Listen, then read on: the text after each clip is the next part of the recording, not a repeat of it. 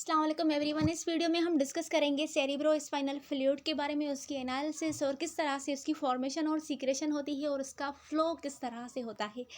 तो cerebro spinal fluid एक clear colourless और वाटरी फ्लूइड है जो कि फ्लो करता है around your brain and spinal cord. अब आपका ब्रेन और स्पाइनल कार्ड मिलकर बनाते हैं CNS यानी सेंट्रल नर्वस सिस्टम, जो कि कंट्रोल और कोऑर्डिनेट करता है जो सारा कुछ काम आप करते हैं, जिसमें आपकी एबिलिटी टू मूव हो गई, ब्रीथ हो गई, सी, थिंक और उसके अलावा कुछ और।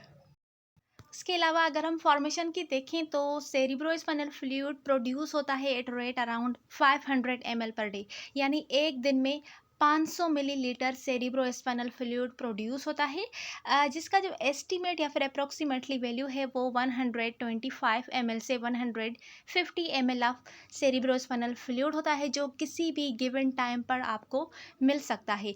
यानी जब भी आप मेजर करना चाहें तो उस वक्त आपको सेरिब्रोस्पाइनल फ्लूइड का वॉल्यूम मिलेगा 125 से 150 ml, लेकिन पूरे दिन में इसकी फॉर्मेशन होती है अप्रोक्सीमेटली 500 ml। अब इसकी हम फॉर्मेशन देखें तो कहाँ पर होती है, तो सबसे पहले है कोरॉइड प्लेक्सस। अब कोरॉइड प्लेक्सस क्या है? ये लोकेटेड होते हैं वेंट्रिकल्स में। वेंट्रिकल्स क्या हैं? ये फ्लूइड फिल्ड कैविटीज़ हैं जो ब्रेन में प्रेजेंट होती हैं।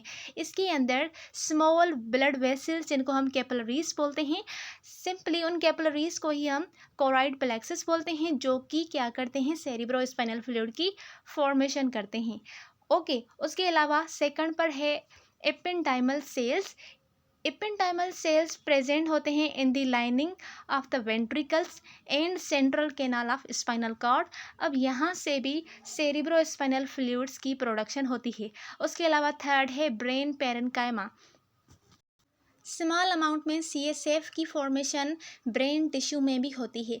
ब्रेन पेरेन्काइमा का मतलब है ब्रेन टिश्यू। तो ये वो एरियाज़ हैं जहाँ पर सेरिब्रोस्पाइनल फ्लूइड की फॉर्मेशन होती है। अब हम देखेंगे इसके वाइटल फंक्शंस। तो सेरिब्रोस्पाइनल फ्लूइड के कुछ वाइटल फंक्शन हैं, जिसमें सबसे पहले है सपोर्ट। CSF ब्रेन को सपोर्ट करता है। अगर इसके वॉल्यूम में या फिर इसके प्रेशर में थोड़ी बहुत चेंजेस आ गई तो इसकी वजह से जो ब्रेन है वो डिस्टर्ब हो सकता है, उसकी एक्टिविटीज़ जो कंट्रोल करता है वो भी डिस्टर्ब हो सकती हैं। तो इसीलिए जो सेरिब्रोस्पाइनल फ्लूइड की नॉर्मल लेवल है वो ब्रेन को सपोर्ट करती है। प्लस में शॉक एब्जॉर्बर के तौर पर भी सेरिब्रोस्पाइनल फ्लूइड का फंक्शन होता है। उसके अलावा थर्ड पर है होम्योस्टेसिस। होम्योस्टेसिस का मतलब है जो नॉर्मल बैलेंस्ड इन्वायरमेंट है ब्रेन का, उसको भी सेरिब्रोस्पाइनल फ्लूइड मेंटेन करता है, यानी it homeostasis the environment of brain. उसके अलावा जो ब्रेन के वेस्ट प्रोडक्ट्स हैं उनको रिमूव करना भी सेरिब्रोस्पाइनल फ्लूइड का काम होता है। देन न्यूट्रिशन, ब्रेन को नरिश करना भी सेरिब्रोस्पाइनल फ्लूइड का काम होता है। अब वो न्यूट्रिशन जो है वो किस तरह से ब्रेन को प्रोवाइड करता है, हमने डिस्कस किया कि जो सेरिब्रोस्पाइनल फ्लूइड है उसकी फॉर्मेशन होती है कोरॉइड प्लेक्सस में, जिसमें क्या होती है? सिंपली ब्लड वेसल्स होती हैं, और हमें पता है कि जो न्यूट्रिएंट्स हैं वो ब्लड से ट्रांसफर होकर पूरी बॉडी की तरफ जाती हैं। तो वहाँ पर जो न्यूट्रिएंट्स है वो कोरॉइड प्लेक्सस से सेरिब्रोस्पाइनल फ्लूइड में आती है, और सेरिब्रोस्पाइनल फ्लूइड फर्दर इसको ब्रेन में डिस्ट्रीब्यूट करता है। उसके अलावा लास्ट इसका फंक्शन है इम्यून फंक्शन। ब्रेन का जो इम्यून फंक्शन है उसको भी CSF रेगुलेट करता है।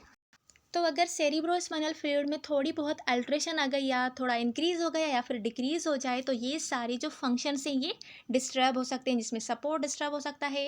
उसके अलावा होम्योस्टेसिस इम्बैलेंस हो सकती है, ब्रेन में वेस्ट रह सकते हैं, न्यूट्रिशन नहीं पहुंच सकती ब्रेन को, और इम्यून सिस्टम जो इम्यून फंक्शन है वो लो हो सकता है। Then adult cerebrospinal fluid is estimated to be 150 ml, यानी जो एडल्ट है उसका सेरिब्रोस्पाइनल फ्लूइड का वॉल्यूम एस्टिमेट किया गया है तो वो 150 है। उसके बाद अगर हम इसकी डिस्ट्रीब्यूशन करें तो डिस्ट्रीब्यूशन के बाद 125 ml इसकी सब एरेक्नोइड स्पेस में प्रेजेंट होता है सेरिब्रोस्पाइनल फ्लूइड, और 25 ml वेंट्रिकल्स में CSF प्रेजेंट होता है। देन हम डिस्कस करेंगे इसके फ्लो को, जिस सिंपली सेरिब्रोस्पाइनल फ्लूइड का फ्लो किस तरह से ब्रेन में होता है।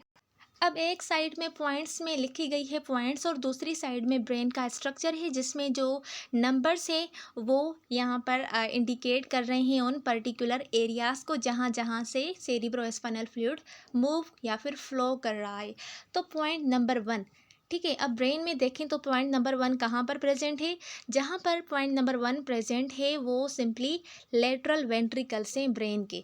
तो पॉइंट नंबर 1 में सीएसएफ सीक्रेट हो रहा है बाय कोराइड प्लेक्सस के इन ईच लेटरल वेंट्रिकल, क्योंकि हमने डिस्कस किया जो कोराइड प्लेक्सस हैं वो कहाँ पर प्रेजेंट होते हैं? लेटरल वेंट्रिकल्स में, यानी जो भी ब्रेन के वेंट्रिकल्स हैं उनमें उनमें प्रेजेंट होते हैं कोराइड प्लेक्सस। ठीक है, सबसे पहले तो ये लेटरल वेंट्रिकल से रिलीज होता है, यानी सीक्रेट होता है। उसके बाद पॉइंट नंबर 2, सीएसएफ फ्लो करता है through intraventricular foramen. Intraventricular foramen से फ्लो करके वो थर्ड वेंट्रिकल में जाता है। थर्ड वेंट्रिकल में जाने के बाद पॉइंट नंबर 3 में क्या हो रहा है? थर्ड वेंट्रिकल में भी कोराइड प्लेक्सस प्रेजेंट है और वहाँ से मज़ीद सेरिब्रोस्पाइनल फ्लूइड की फॉर्मेशन हो रही है। तो यहाँ से भी सीएसएफ मज़ीद इसमें ऐड होता है। ठीक है, इससे बाद पॉइंट नंबर 4 में सीएसएफ फ्लो करता है डाउन थ्रू सेरिब्रल एक्वेडक्ट। ये एक डक्ट है जहाँ थर्ड वेंट्रिकल से सीएसएफ फ्लो करके फोर्थ वेंट्रिकल तक पहुंचता है। उसके बाद पॉइंट नंबर 4 के बाद पॉइंट नंबर 5 में अगेन यहाँ पर भी वेंट्रिकल्स प्रेजेंट है, फोर्थ वेंट्रिकल जिसमें अगेन कोराइड प्लेक्सस भी प्रेजेंट है और अगेन यहाँ पे मज़ीद सीएसएफ की एडिशन हो रही है। ठीक है, तो फोर्थ वेंट्रिकल के बाद पॉइंट नंबर 6 में सीएसएफ फ्लो करता है आउट। ठीक है, उसके बाद ये कहाँ कहाँ पर जाता है? 2 लेटरल एपिचोड्स में जाता है और 1 मीडियन एपिचोड में जाता है। पॉइंट नंबर 6 देखें तो यहाँ पर लेटरल एपिचोड और नीचे वाला मीडियन एपिचोड लिखा हुआ है, ड्रा किया हुआ है। तो यहाँ पर सेरिब्रोस्पाइनल फ्लूइड का फ्लो होता है। देन पॉइंट नंबर 7 में सेरिब्रोस्पाइनल फ्लूइड फिल होता है सब एरेक्नोइड स्पेस में। उसके अलावा ये बात करता है जो एक्सटर्नल सरफेसेस हैं ब्रेन की और स्पाइनल कार्ड की। देन पॉइंट नंबर 8 में 8 एरेक्नोइड विलाई। ठीक है, एरेक्नोइड में स्मॉल विलाई प्रेजेंट होते हैं। विलाई का काम क्या होता है? सिंपली किसी चीज़ को एब्जॉर्व करना। जैसे कि स्मॉल इंटेस्टाइन में माइक्रो विलाई प्रेजेंट थे तो वहाँ पे वो न्यूट्रिएंट्स को एब्जॉर्व कर रहे थे। इसी तरह से यहाँ पर भी स्मॉल एरेक्नोइड विलाई प्रेजेंट होते हैं जिनका काम होता है सेरिब्रोस्पाइनल फ्लूइड को रीएब्जॉर्ब करना। ठीक है, यहाँ से सीएसएफ रीएब्जॉर्ब होता है into venous blood of ड्यूरल Venus sinuses. तो इस तरह से सेरिब्रोस्पाइनल फ्लूइड की फ्लो होती है पूरे ब्रेन में। इसके बाद है इसकी एनालिसिस, यानी जब हम लंबर पंक्चर कर रहे थे तो उसमें हमने सेरिब्रोस्पाइनल फ्लूइड को विथड्रॉ किया था और उसको सैंपल्स में कलेक्ट किया था। तो सेरिब्रोस्पाइनल फ्लूइड की एनालिसिस में आप किस तरह से करेंगे उसकी एनालिसिस? तो जो फ्लूइड आपको मिलेगा वो क्लियर होना चाहिए और कलरलेस होना चाहिए, it means it is normal. अगर आपको पिंक, ब्लड टिंगेंट या फिर ग्रोसली ब्लडी सीएसएफ मिल रहा है तो ये इंडिकेट कर रहा है सेरिब्रल कंट्यूजन्स, लेसरेशन और सब एरेक्नोइड स्पेस। अब सेरिब्रल कंट्यूजन का क्या मतलब है? सिंपली ब्रेन में अगर थोड़ी बहुत इंजरी हो जाए तो उसकी वजह से जो स्मॉल माइक्रो ब्लड वेसल्स हैं वो रप्चर हो जाती हैं जिसकी वजह से ब्लीडिंग होती है। तो वो ब्लीडिंग जो है वो हमारे सीएसएफ में आ सकती है। उसके अलावा स्मॉल लेसरेशन या फिर स्मॉल अल्सर्स वगैरह की फॉर्मेशन या लीजन्स की ब्रेन में फॉर्मेशन की वजह से ब्लीडिंग हो सकती है। उसके अलावा सब एरेक्नोइड हेमरेज हो सकता है जिससे जो ब्लड है वो सेरिब्रोस्पाइनल फ्लूइड में आ सकता है। तो अगर आपको सीएसएफ ब्लडी मिल रहा है तो ये सारी कंडीशंस ब्रेन में हो सकती है।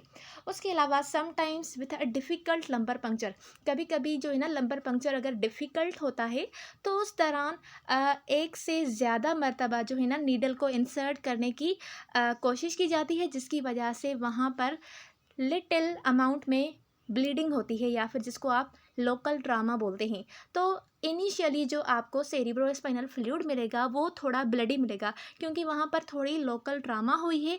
तो उसके बाद जो है ना वो सेरिब्रोस्पाइनल फ्लूइड क्लियर मिलेगा। तो इसमें कोई ऐसी परेशानी वाली बात नहीं है। अगर आपको सीएसएफ पहले ब्लडी मिल रहा है तो आपने जो है ना झट से ये नहीं डायग्नोस करना कि इसको कोई दूसरी कंडीशन हो सकती है, क्योंकि थोड़ी देर बाद जो सीएसएफ है वो क्लियर हो जाता है।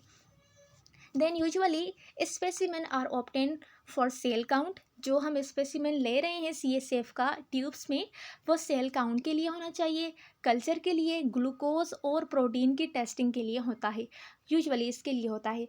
तो जो स्पेसिमेन है वो लेबॉर्ट्री में इमीडिएटली सेंड करने चाहिए, क्योंकि अगर आप उनको ज़्यादा टाइम के लिए रखेंगे तो उससे क्या होगा, जो सेरिब्रोस्पाइनल फ्लूइड की नॉर्मल वैल्यूज़ हैं वो अल्टर हो सकती है और आपको रिज़ल्ट चेंज मिल सकता है। इसीलिए जैसे ही आपने सीएसएफ को विथड्रॉ किया है तो इमीडिएटली उनको सिंपल ट्यूब्स में डालकर आपने लेबॉर्ट्री में सेंड कर देना है उनकी टेस्टिंग के लिए। तो बेसिकली 4 ट्यूब्स होते हैं, सैंपल ट्यूब्स सेरिब्रोस्पाइनल फ्लूइड को कलेक्ट करने के लिए। ट्यूब नंबर 1 जो हम भेजेंगे वो सेल काउंट और डिफरेंशियल स्टडीज़ के लिए होगा। ट्यूब नंबर 2 ग्लूकोज और प्रोटीन के लेवल को स्टडी करने के लिए होगा। Tube 3 gram stain culture and sensitivity को टेस्ट और उसको स्टडीज़ करने के लिए होगा। और ट्यूब 4 में कुछ special studies related to tube होंगी, जिसके लिए आपको ट्यूब 4 की नीड होगी। तो हम 4 ट्यूब्स यूज़ करते हैं सीएसएफ को एनालाइज करने के लिए। एनालाइज करने के बाद आपको सीएसएफ की नॉर्मल वैल्यूज़ का पता होना चाहिए। ठीक है, इससे ही आप पता लगा सकते हैं कि इनकी जो नॉर्मल लेवल्स हैं क्या वो इंक्रीज़ है या फिर डिक्रीज़ है। अगर इंक्रीज़ है तो कौन सी कंडीशन हो सकती है और डिक्रीज़ है तो कौन सी कंडीशन हो सकती है, ये तब आपको पता लगेगा जब आपको इनकी नॉर्मल वैल्यूज़ पता होगी। तो सीएसएफ के अगर सेल काउंट को देखें तो नॉर्मली डब्ल्यूबीसी का अमाउंट आपको 0 से 5 सेल्स पर माइक्रोलीटर नॉर्मल मिलने चाहिए। उसके अलावा आरबीसीज यानी रेड ब्लड सेल्स का नॉर्मल वैल्यू 0 से 10 सेल्स पर माइक्रोलीटर होने चाहिए। न्यूट्रोफिल्स लेस देन 1% होने चाहिए। लिम्फोसाइट्स 60 to 80% होने चाहिए और मोनोसाइट्स 15 to 30% होने चाहिए। तो ये सिंपली सेल काउंट के नॉर्मल वैल्यूज़ थे। उसके अलावा अगर हम सीएसएफ की केमिस्ट्री को देखें तो सबसे पहले है प्रोटीन। प्रोटीन की नॉर्मल वैल्यू होनी चाहिए सीएसएफ में 15 से 45 मिलीग्राम पर डेसीलीटर। उसके अलावा ग्लूकोज की नॉर्मल लेवल होनी चाहिए 50 to 80 मिलीग्राम पर डेसीलीटर या फिर 2.8 से 4.4 मिलीमोल पर लीटर। अब यहाँ पर जो ग्लूकोज होता है वो नॉर्मल बॉडी में जो ब्लड में ग्लूकोज प्रेजेंट होता है उससे डबल होता है। ठीक है, तो ये बात आपने नोट करनी है। उसके अलावा क्लोराइड का वैल्यू देखें तो क्लोराइड नॉर्मली 120 से 130 मिलीमोल पर लीटर होना चाहिए। सोडियम 140 से 150 मोल पर लीटर होना चाहिए और पोटेशियम 2.5 से 3.5 मिलीमोल पर लीटर होनी चाहिए। लास्ट में जो पीएच यानी पावर ऑफ हाइड्रोजन वो आपको नॉर्मल मिलनी चाहिए ब्रेन में 7.28 से 7.32 तक। तो ये थी केमिस्ट्री सेरिब्रोस्पाइनल फ्लूइड की। उसके अलावा कुछ अदर वैल्यूज़ हैं रिलेटेड टू सीएसएफ, जिसमें सबसे पहले है प्रेशर। तो ओपनिंग प्रेशर जब आपको मिलेगा तो वो होगा 60 to 200 मिलीमीटर ऑफ वाटर। यानी जब आप सेरिब्रोस्पाइनल फ्लूइड को विथड्रॉ करेंगे तो उसी दौरान आप उसको मैनोमीटर से मेजर करेंगे। जब आप मेजर करेंगे तो मेजर करते हुए आपको जो उसका प्रेशर मिलना चाहिए वो 60 to 200 मिलीमीटर ऑफ वाटर होना चाहिए। उसके अलावा इसकी अपीयरेंस क्लियर होनी चाहिए, कलरलेस होना चाहिए और स्पेसिफिक ग्रेविटी में इसकी 1.005 से 1.009 तक नॉर्मल मिलनी चाहिए। तो ये इनके नॉर्मल वैल्यूज़ थे। उसके अलावा आपने दूसरी बात नोट करनी है कि जो ये वैल्यूज़ है वो स्लाइटली वेरी कर सकते हैं, जो कि डिपेंड करते हैं लेबॉर्ट्री के ऊपर, क्योंकि डिफरेंट लेबॉर्ट्रीज़ की जो नॉर्मल वैल्यूज़ की रेंज होती हैं वो डिफरेंट होती है, थोड़ी स्लाइटली डिफ़र करती है। उसके अलावा एज के हिसाब से भी थोड़ी बहुत नॉर्मल वैल्यूज़ स्लाइटली डिफ़र कर सकती है और कुछ अदर फैक्टर्स से रिलेटेड जो सीएसएफ की नॉर्मल वैल्यूज़ है वो भी चेंज हो सकती है। बाकी अगर आपको इनमें से कोई भी एबनॉर्मल वैल्यूज़ मिल रही हैं तो वो इंडिकेट कर रही हैं कोई ना कोई न्यूरोलॉजिकल कंडीशन। ठीक है, एबनॉर्मल वैल्यू का किस तरह से आपको पता लगेगा, या तो ये इंक्रीज़ होगी अपने नॉर्मल लेवल से या तो ये डिक्रीज़ होंगी अपने नॉर्मल वैल्यू से। तो ये होल कंसेप्ट था सेरिब्रोस्पाइनल फ्लूइड्स के ऊपर। उसकी हमने एनालिसिस को डिस्कस किया, किस तरह से उसकी फॉर्मेशन होती है, कहाँ पर होती है, उसका फ्लो किस तरह से होता है और नॉर्मल वैल्यूज़ क्या होते हैं। तो आई होप कि आपको आज की वीडियो इंटरेस्टिंग लगी होगी। तो मिलते हैं अगले वीडियो में, तब तक के लिए अल्लाह हाफ़िज़।